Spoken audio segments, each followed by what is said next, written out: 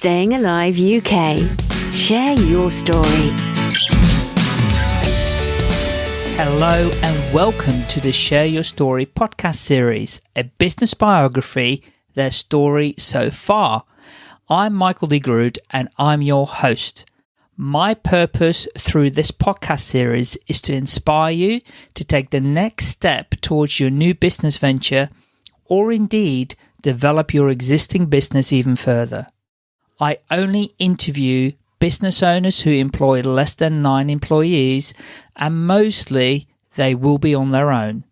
So let's get straight to it. Hello and welcome. I'm here with Alan Matthews. And just a little bit about Alan. Whether you're a business presenter, a conference speaker, or a trainer, Alan will help you to be more engaging, memorable, and get better results. He will help you speak in a way which is exciting, inspiring, and grabs attention.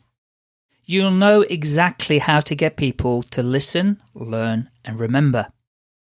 He loves working with organizations that are committed to improving the quality of their presentations and training them to get better results for their people and their business. Welcome, Alan, to the Share Your Story podcast. Thanks very much, Michael. It's a great pleasure to be here with you. Amazing. Thank you for taking the time out, and I really look forward to speaking to you today and learn a little bit about your business owner biography and where you've come from. Mm-hmm. So we're going to get started for me, or for the listeners, to learn a little bit about you personally. So we'd love to know, where were you born? A little bit about your family, your background, your schooling, perhaps where you now live, and any hobbies or interests, just to get a more of a personal profile picture about you. Is that okay? Yeah, that's fine. Yes. I was actually born in Middlesbrough. Right. Quite a long time ago. I lived there till I was 18. I actually moved to Birmingham when I went away to college, and I've lived there ever since, or in and around Birmingham. But I was born and raised in Middlesbrough, one of 8 children, so quite a big family. And I went to school in Middlesbrough and stayed there, let's say, until I took my A-levels, and then moved away to Birmingham to go to, I originally went to Birmingham Polytechnic to study English, and then I transferred to Teacher Training College, and I've stayed in and around Birmingham ever since. So I haven't got that much of a trace of a Middlesbrough accent left now. No, and not a Birmingham accent either. Yes, I keep slipping into Brummie from time to time. Okay. Occasionally. No, I say things to my wife because my wife's family are all from Birmingham. Right. I occasionally say things and I think, it sounds really Brummie. And she says, nothing wrong with that. So, but no, my original accent seems to have disappeared quite a bit, unless I go back home and then I sort of top it up from time to time. Yeah, yeah. Oh, brilliant. And so in terms of, where does your family originate from Middlesbrough then as well? Largely, yes. And some of them are still in Middlesbrough. I have to say, although we're a large family, we don't actually keep in touch that well. Yeah. But I'm the youngest, and I keep in touch regularly with the brother who's the next one up in the line, and my sister who's a year older than him. And they're both still in Middlesbrough. And the others are, I think another one's still in Middlesbrough. The others are sort of scattered around various places now. But as I grew up, initially we were all together in a very large council house in Middlesbrough. And then as I was growing up, obviously some of my brothers were leaving home, getting jobs and setting up families themselves. Then eventually I came away from Middlesbrough. By that time, I think the one brother was the only one that was left still living at home. Yeah. My mother at the time. So although we started off as a large family, obviously I was the youngest one, as I said, so as I was growing up, the others were sort of dispersing. So I think my oldest brother is about 15, 16 years older than me. Yeah. Wow, fantastic. And so you're in Birmingham now. So how many years have you been in Birmingham? Since 1973. Wow. It just seems a ridiculous amount of time ago. Yeah. So since then I've lived in various places around Birmingham, and now I live in Knowle in Solihull.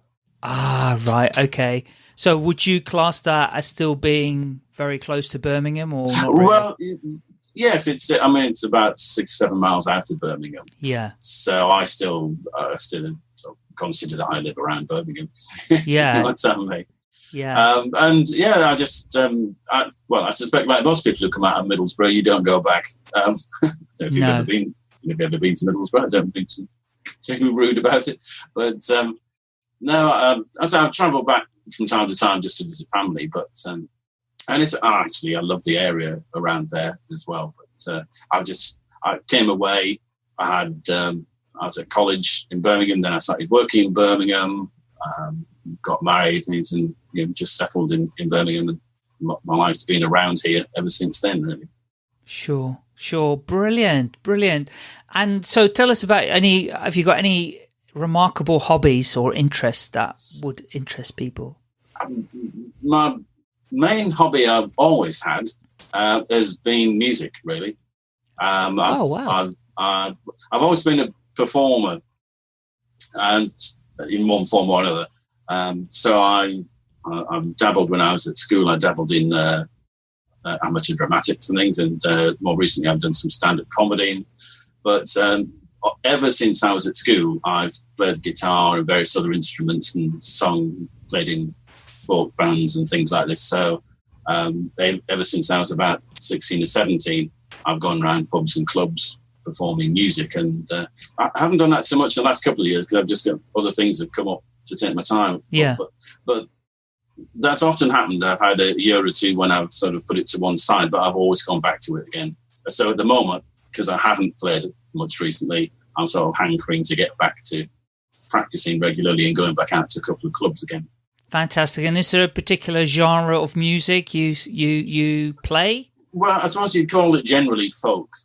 Okay.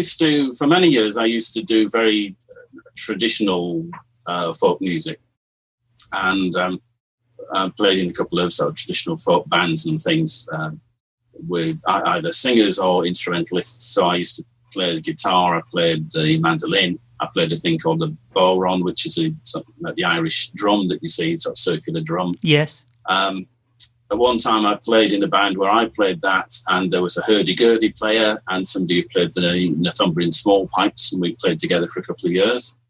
And then I've played solo, and more recently just do general sort of like singer-songwriter things. I don't write stuff myself, but I have a number of people whose material I like, and I tend to do that. Yeah, and as part of a band still, or on your own? No, mainly on my own these days. Okay. Yes. Oh, well, that's definitely... I'm glad I asked that question. That's definitely fascinating. And I suppose it helps you in your training when you're having to stand up in front of a classroom, because as a performer, that's what you're doing as well, right? Yes, it's one of these weird things. Over the years, I've done these various, these sort of psychometric questionnaires and things. I use some of them, and I've done lots of them. I always come out very heavily on the introvert side, which seems a bit of a contradiction. But actually, speaking to other people who are performers, like a number of actors I've worked with in the past, it's not unusual. So, for example, as a business owner, for instance, I've always found networking quite difficult. I don't like walking into a room full of people I don't know, right, and having to start up conversations with them. I can do it. I've learned to do it, but I don't feel comfortable with it. But I could happily go into a room with 100 people if there's a stage and a microphone, and I'd be completely in my element. But ask me to go and circulate around them and have a chat with them, and I'd feel much more anxious about it. And I don't like sort of big groups of people or big parties and things like that. But for some reason, I like to be the one who's actually performing at the front. You see what I mean? And it seems, again, from speaking to other performers, there are a lot of people like that. They're actually naturally quite introverted until you give them a chance to step onto a stage, and then they sort of come to life. That's fascinating. Fascinating, that is, because I have heard some performers, for instance, Chris Martin from Coldplay. Mm-hmm. I heard him when he was, I listened to a recording that he did last year, where he actually said to a massive audience, "Oh, I'm not very good speaking. I'm not very good at all this talking bit."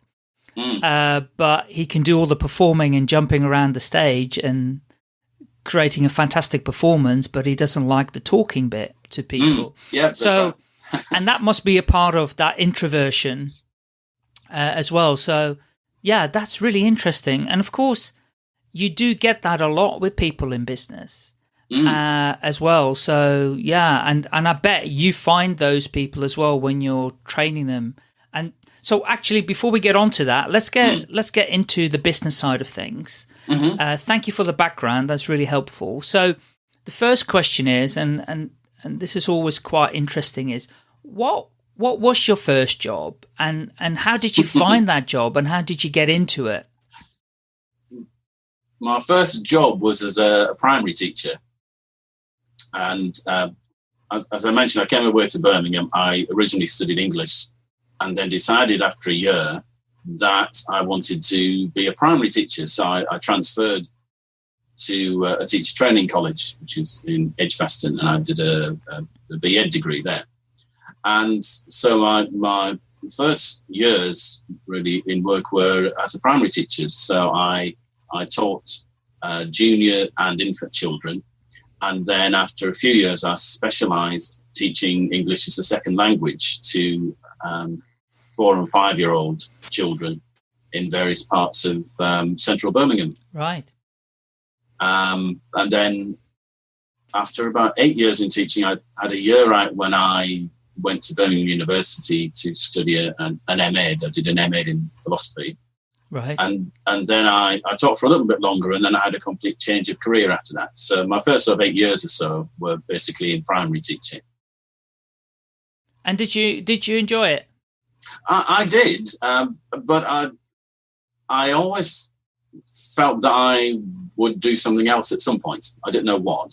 Yeah. But when I went into it, I sort of thought I was enjoying it, and I particularly liked doing the language teaching. That was what I wanted to do. Yes. But I never really thought that would be it forever. I never saw that I'd just have a career that was in teaching all the time, because to be honest, I couldn't sort of see where I wanted to go. I didn't want to go on and be like a deputy head and a head or anything like that. So I sort of did it for as long as it held my interest, I suppose. And then I started thinking, well, I think I'll look for something else and see what else people do for a living, that sort of thing.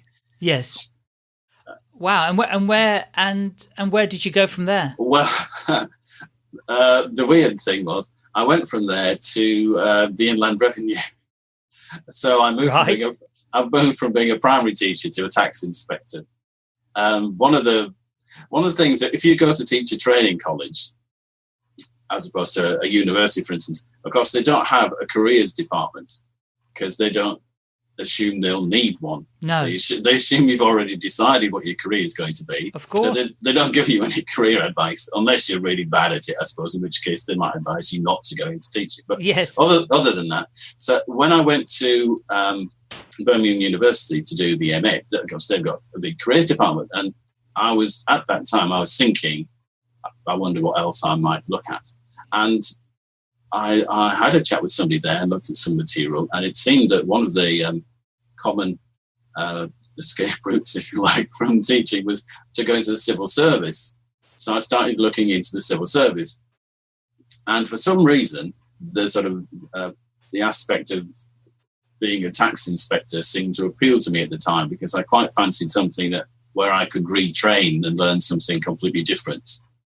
And also they recognised the BEd and MEd degrees as being valid. Not all employers did at the time. There was a feeling that education degrees weren't in some ways as useful as like a BSc or a BA or something like that. Yes. So in some cases you were at a bit of a disadvantage, but not with the civil service. They were happy to recognise it. So I thought, well, I'll have a go at that. So I took this sort of 2-day selection board process, which I actually thoroughly enjoyed, to get into the civil service. Right. And then I was I started on the road of sort of a 3-year training to be a tax inspector. 3-year training, my Yes. God. Which is a bit of a change from what I've been doing previously. Yes. But that was based in Solihull, actually, so it was quite local. Yeah. Oh, fantastic. But the thing is, it was one of those things where it seemed a good idea at the time, and it turned out to be completely the wrong environment. For me, I think of them as the wilderness years now, looking back. However, it was a good move because it got me eventually into what I'm doing now. Yes. But actually, it wasn't a very stimulating place to work. So put it that way. Interesting. I really enjoyed the training. I really enjoyed getting to grips. I mean, tax sounds like it might be a dry thing, but it's all about the law and things. And I find that really interesting. Yeah. And very challenging to learn all that in a very short space of time. And in fact, tax law is the most complicated, I think, legislation there is. Yeah. But I found that really interesting. But the whole thing about being at the revenue is, of course, that what you're really training for is to go and find people who are avoiding their tax, and also quite often you're dealing with people who are telling you lies. I remember at the start when we were training, they said that you have to get used to the fact that you're going to have people sitting opposite you across your desk who are going to tell you a pack of lies. Yes. And you won't be used to that. But the problem is that it sort of generates a very cynical attitude. So a lot of the people who were working there, their view was that anyone who was in business is basically a crook. Yeah. Anyone who's in business is trying not to pay the right amount of tax. And if you start investigating them, you're bound to find something they've done wrong. And I found that quite a depressing attitude, I must admit. And certainly being in business myself now, I just think that's completely wrong. So the whole environment just didn't really suit me, I have to say. Well, it is completely wrong with the smaller businesses, I believe, because they all want to be, pay their way if they have to. But in the case of some of the larger multinational corporates in the world, not that they're trying to on purpose be illegal, because I don't think they are trying to be illegal.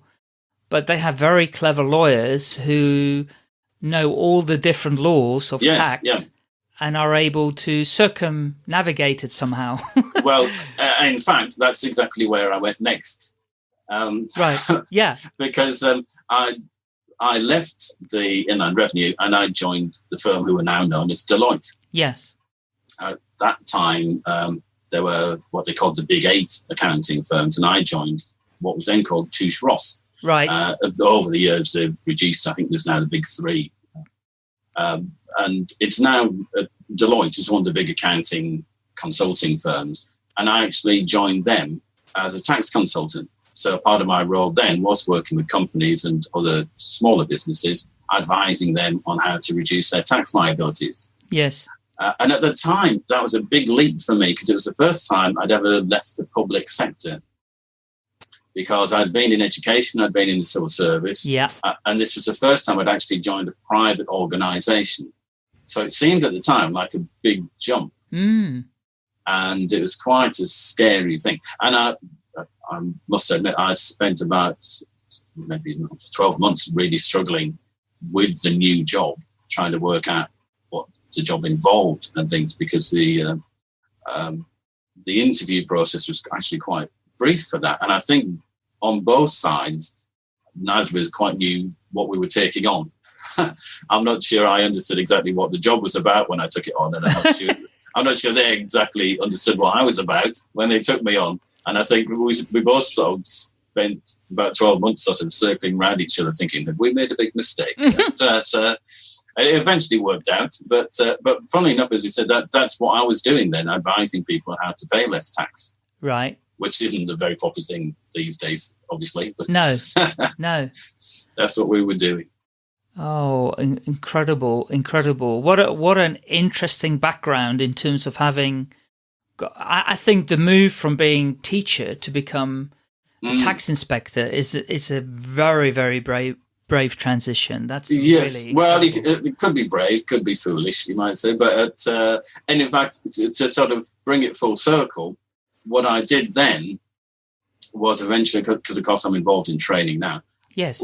Within Deloitte, I very soon took up a training role and realised that actually that was what I should be doing. So I got involved with a lot of their technical training and started to run some of their tax training courses internally, and also speaking at seminars and things for clients and for the public. Yeah.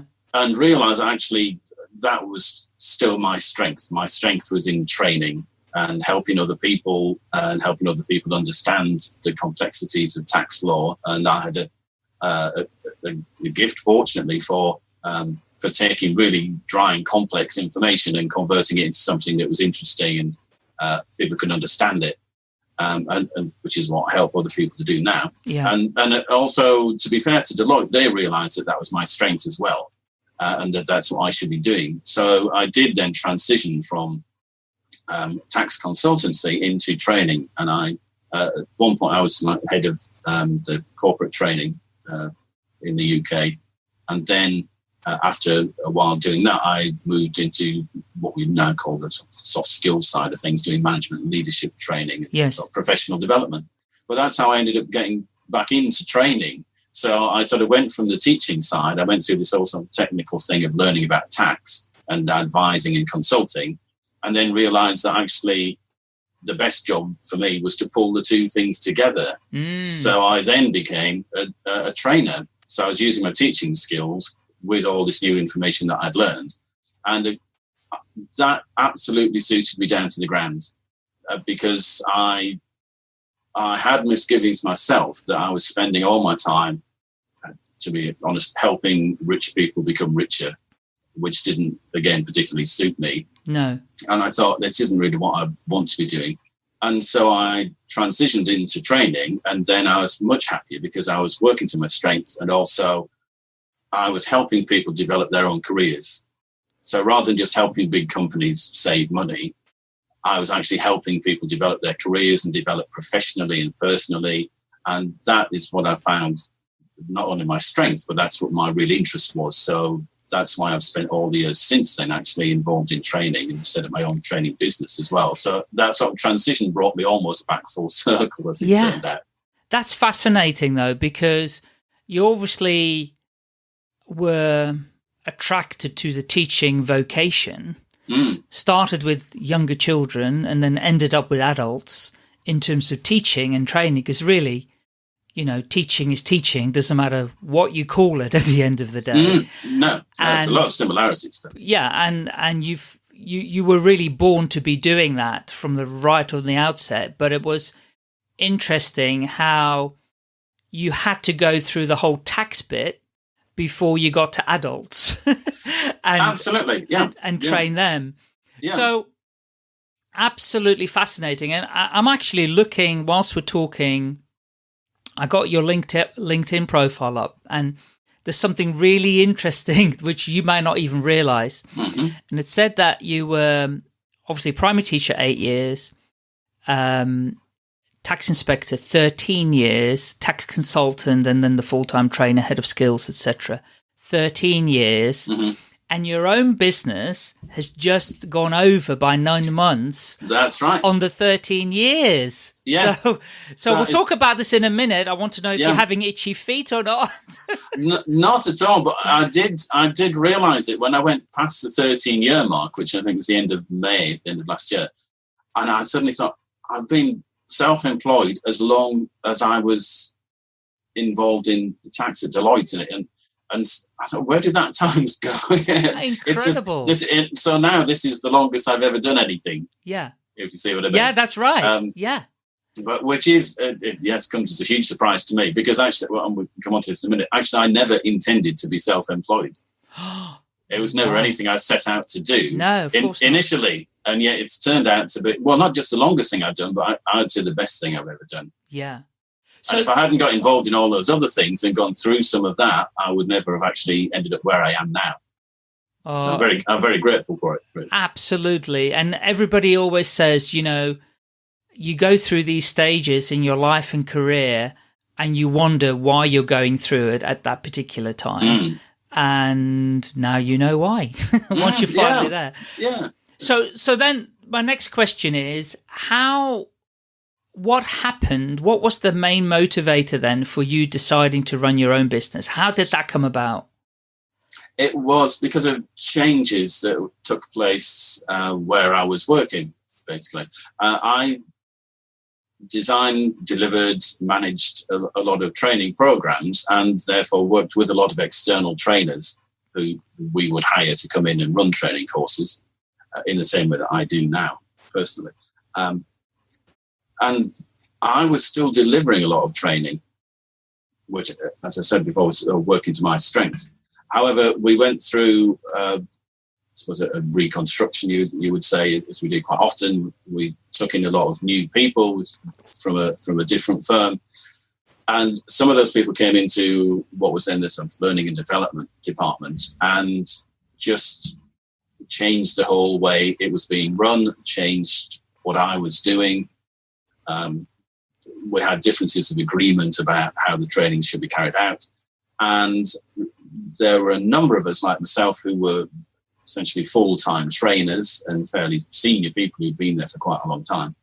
And the feeling was that we shouldn't be delivering training, that more junior people should do all that, and we should be more project managers, sort of managing the budgets and looking at the big picture of how the training worked, but not actually going out delivering it face-to-face. Yeah. And that just wasn't me. And it didn't make sense because this was a business that was crammed with project managers. You know, there were hundreds of project managers. They were much better than me at project management. And also I have no interest in project management particularly. No. And so, to cut a long story short, I think they took me away from what I did best. And I was spending my time doing something I wasn't actually all that good at. And it didn't make any sense to me. So added to that, I was being micromanaged as well at that point. That the person who came in to head our department, not just me, but other senior people, he wouldn't give us the freedom to do things the way we wanted them to do. He didn't like the way we used to do things. He wanted us to change. He didn't trust us to change. So he thought he had to micromanage us to make sure that we did things the way he wanted them to do.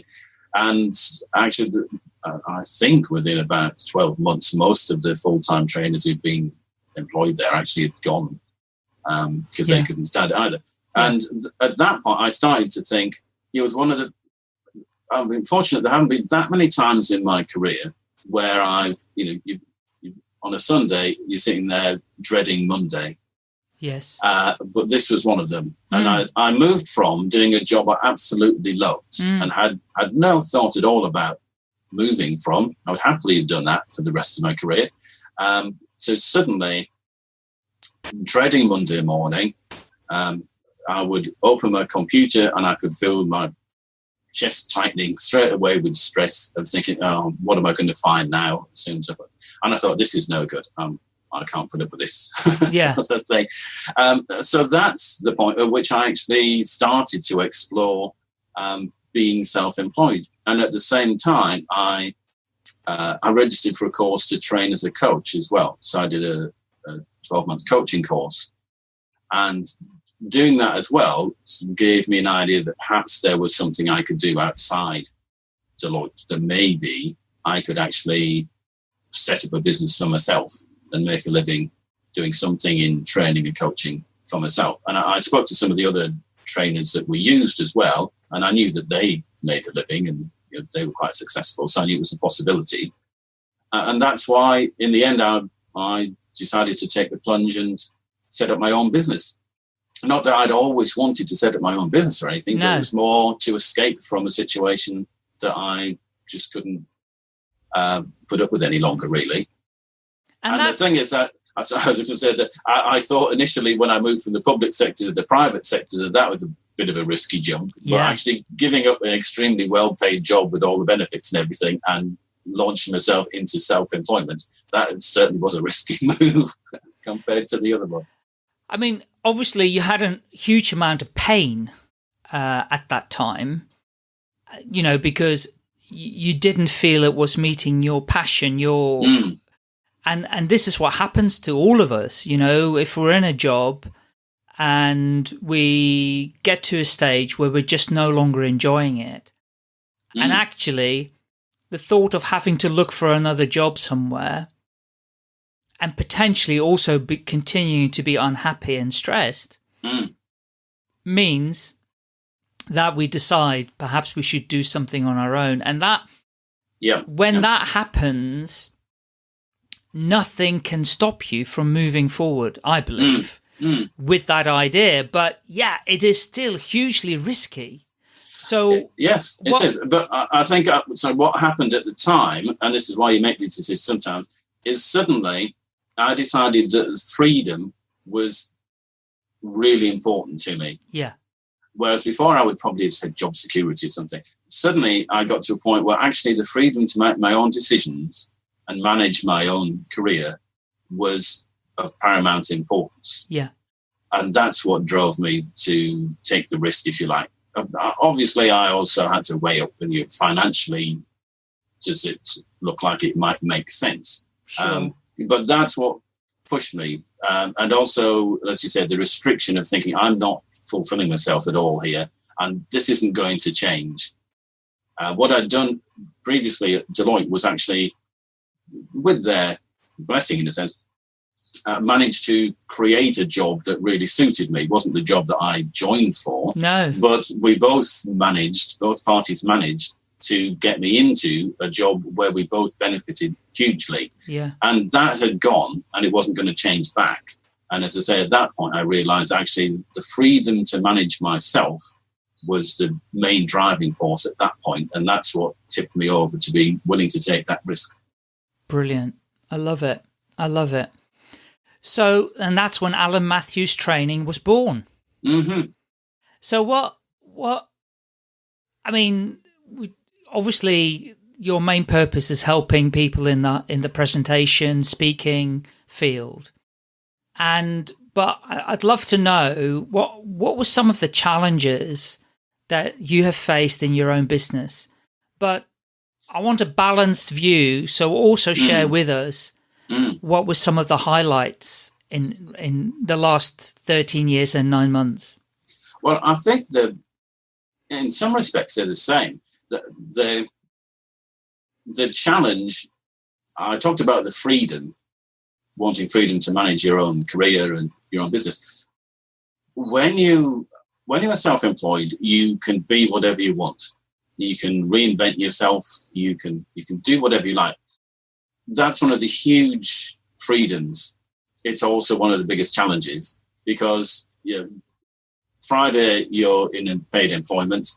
You leave that maybe on the Friday night, as I did. Monday morning, you're sitting at home or at your desk with a laptop, and you think, now what do I do? Who am I now? I can be anything I want, but what is that? Because so much of the time you defined yourself by the job that you were doing. Now you can sort of do whatever you like. It's a bit mind-blowing to some extent. And I think what I did initially was probably what a lot of people do. I started off doing what I'd done before. So I offered quite a lot of management development courses because that's what I'd done at Deloitte. Yeah. I didn't specialize at the time. I just said, oh, well, this is what I used to do, so this is what I do. But from time to time, I've sort of sat back almost with a blank piece of paper and so I thought, is this going where I want it to go at the moment? I don't want to just keep going along because that's what I've always done. So I have occasionally just sat down and planned out and thought, well, what do I want to be doing? For example, at one point, there was some courses I noticed on my website. And if people did book those courses, I was thinking, all right, I suppose I better do that. And I realised that, I had no great enthusiasm for that. There are certain subjects I could train people in, but I wasn't really interested. Now, of course, I've got the freedom now. I can just cut those out and say, okay, I don't do that now. Yeah, I don't have to do it. But that is also a bit of a scary thing because you think, oh, yeah, but people might give me some money to do that. So you've got the freedom to create whatever you like. But that in itself is a bit of a scary challenge as well. Yeah. One of the other challenges, I think, particularly, is just the isolation. you suddenly move out of a situation where you're surrounded by other people. Well, certainly I was in a department in a large organisation. You've got rid of all the office politics. You've got rid of having to go through several levels of people to get a decision made, which is wonderful. But then suddenly, there's no one sitting next to you to turn to just say, do you think this is a good idea? How do you do this? And then, of course, you're faced with all these other things like, how do you market yourself? How do you get business coming in? All these things you've never had to do before. Yeah. And at the same time, you don't know who to turn to for advice because you're sitting there by yourself now. That's so right. It's sort of over to you. And again, you've got to learn all these new skills. You've got to motivate yourself. So again, it's a double-edged thing. There's no one telling you what to do or when you have to do it. But the counter to that is that you have to do that yourself. Yeah. So, I have a lot because I still do coaching with some business owners and mentor some people. And I have a mastermind group that I'm involved in. And we have lots of conversations which are all around this whole thing about self-motivation. How do you keep yourself going? How do you keep yourself up? How do you keep coming up with new ideas? How do you keep abreast of what you need to do?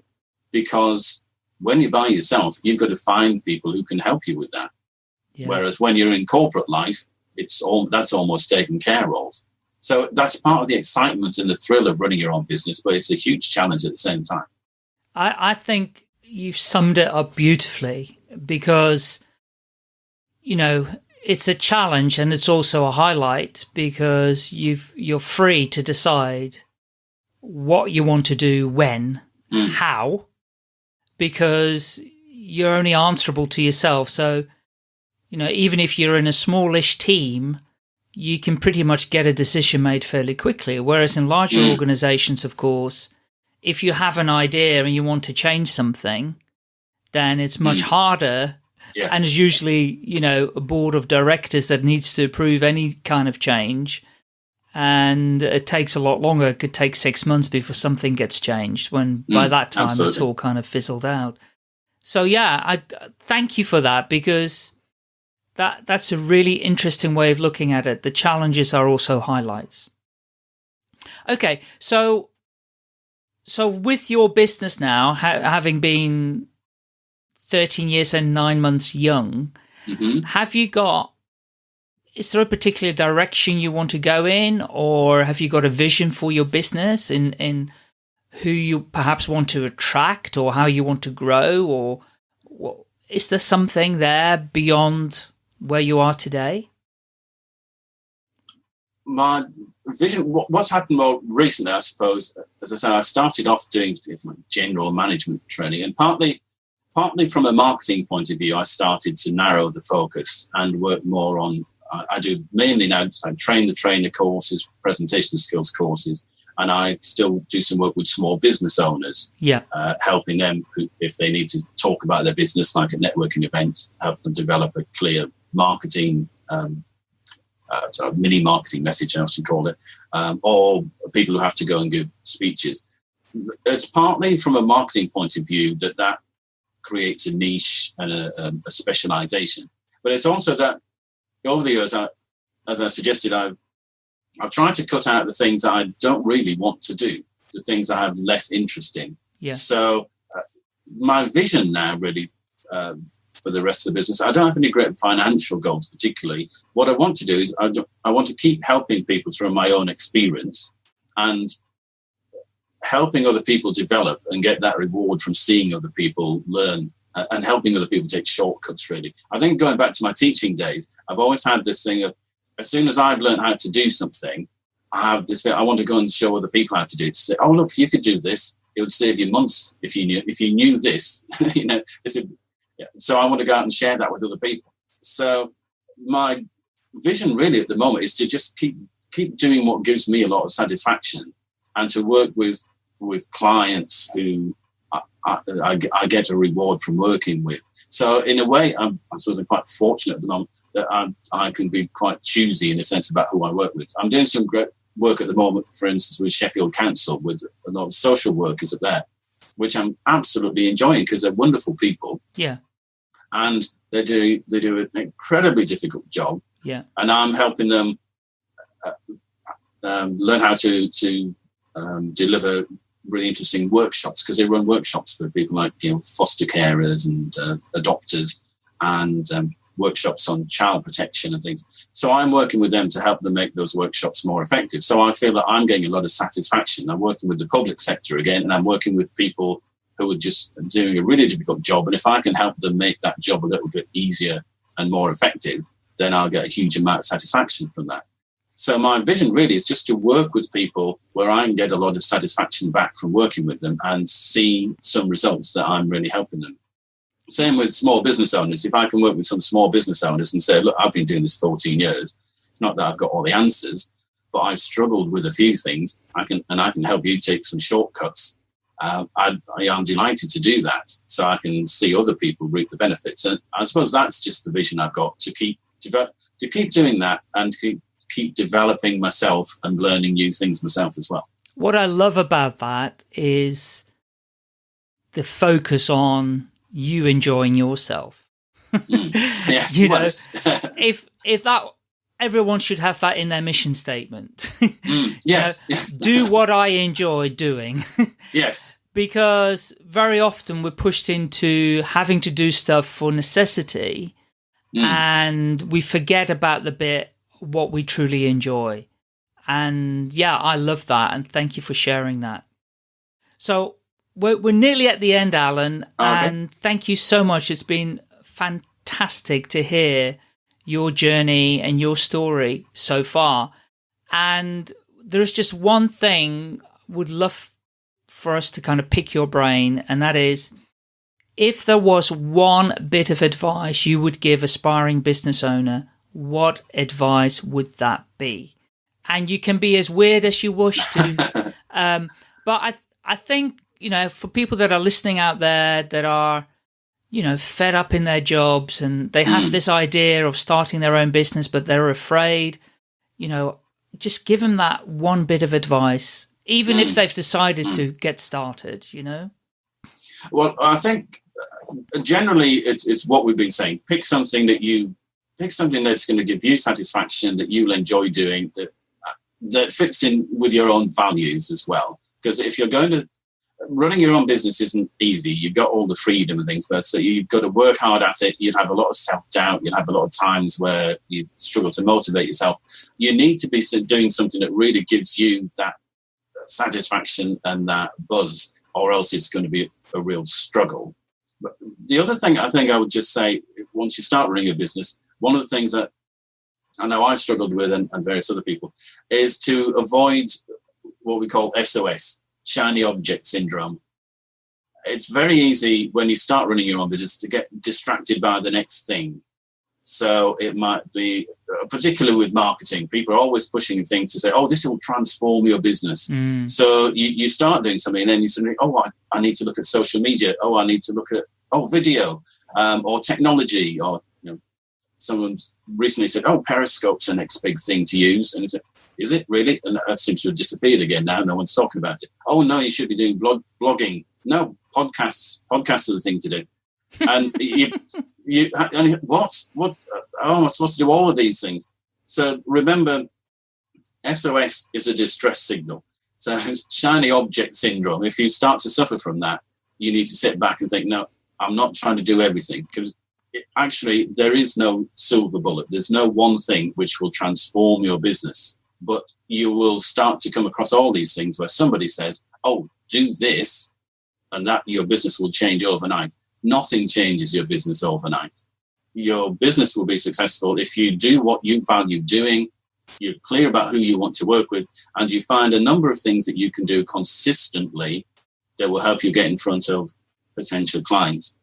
But don't fall for this thing, I must do all these different things. You'll just end up with days just wasted, like people do now. They spend days on Facebook, and actually it gets them no business at all. No. So try and resist all the temptations that people start throwing in front of you once you start to run your own business. I think that is brilliant advice, and God, aren't we all guilty from being distracted? Yes. And, the thing is, there are so many distractions in the world nowadays, and yeah, we're here on a podcast because I decided to launch one. And yeah, I've been, I've learned that podcast is something perhaps that you should be doing. But it took me probably 3 years to decide to do one because I didn't have a reason to do it. And it's not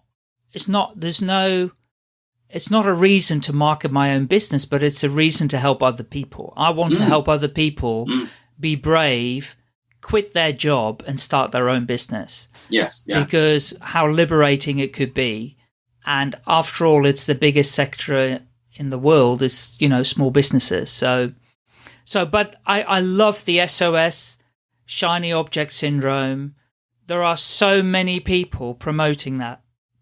And I must get 3, 4, 5 different things thrown at me every single month where a new shiny object comes my way. And people are really surprised when I say no. Yes, yeah. Oh, yeah, but you've got to do it. And, I said no. Yes, and this is what they call FOMO, fear of missing out. That's right. They talk about these days. You think, oh, well, if I'm not doing that, maybe everybody else is doing that and I'm not. Yeah.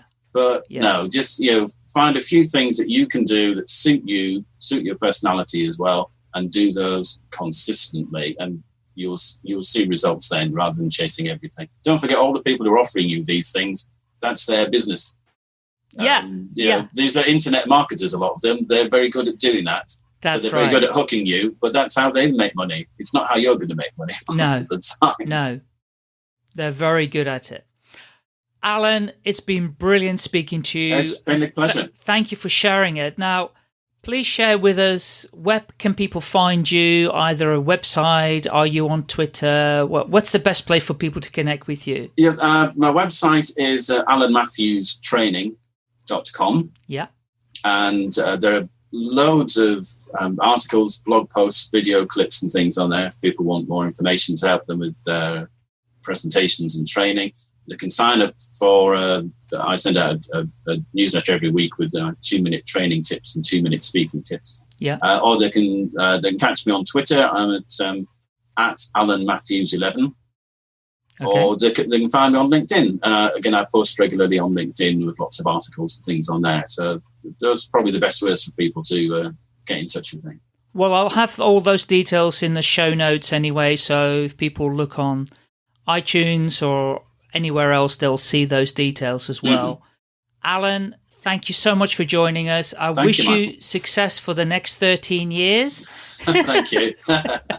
We'll see. Yes, I'll see you back here in another 13 years. And I'm sure we'll see each other really very soon. I hope so. Take care. Bye-bye. Thanks very much. Staying Alive UK. Share your story.